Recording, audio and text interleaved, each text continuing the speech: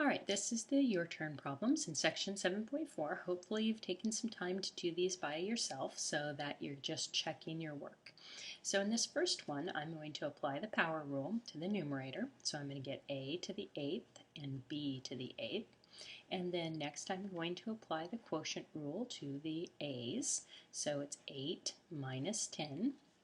And that's going to give me an a to the negative 2 times b to the 8th, but that's not simplified because we can't leave any negative exponents, so I'm going to leave the b to the 8th in the numerator, and a to the second power comes down into the denominator. It's in the numerator with a negative, so it's not where it belongs. It comes down into the denominator and loses its negative power.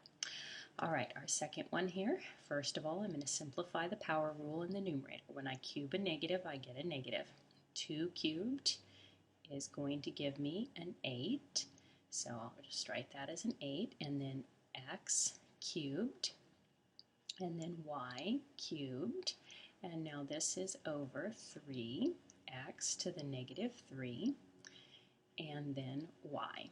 Now the x cubed here, I'm going to pull this up into the numerator as a positive exponent, and so now I have simplification that can happen. So nothing's going to happen to the negative 8 in the numerator, and nothing's going to happen to the 3 in the denominator, and we have 3 plus 3 for the x's, so we're going to copy the like base and we're going to add those exponents, x to the 6th power, and then the y, that's a quotient rule, 3 minus 1, so we're going to have y squared, and so that's what it's going to look like.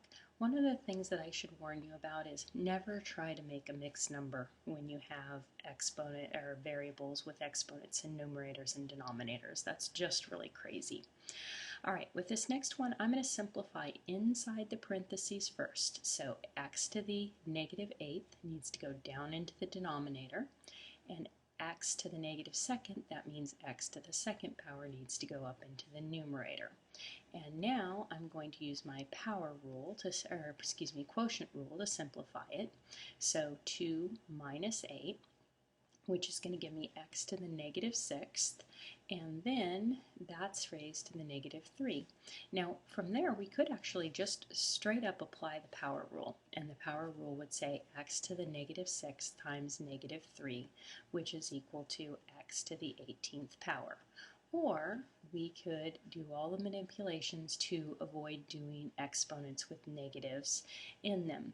And when we do have only a variable with negative exponents, that's okay to deal with those negatives times the negatives equal a positive. It's really quite simple that way. So that'll be our final answer there.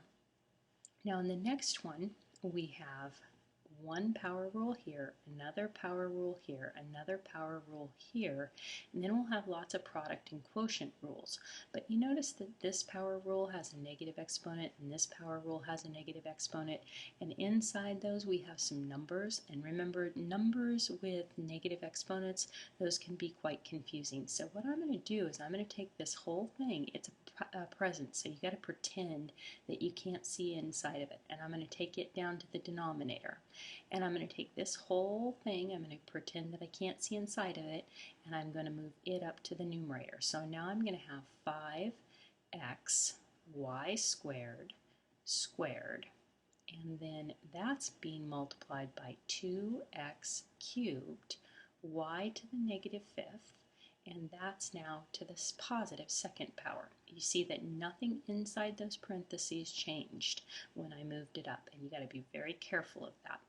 And then I have 5 times x to the negative 3, and I'm going to put that in parentheses too, and then times 4x to the negative 1, and then y to the negative 3, and then that's cubed. And you notice again, inside the parentheses, nothing changed.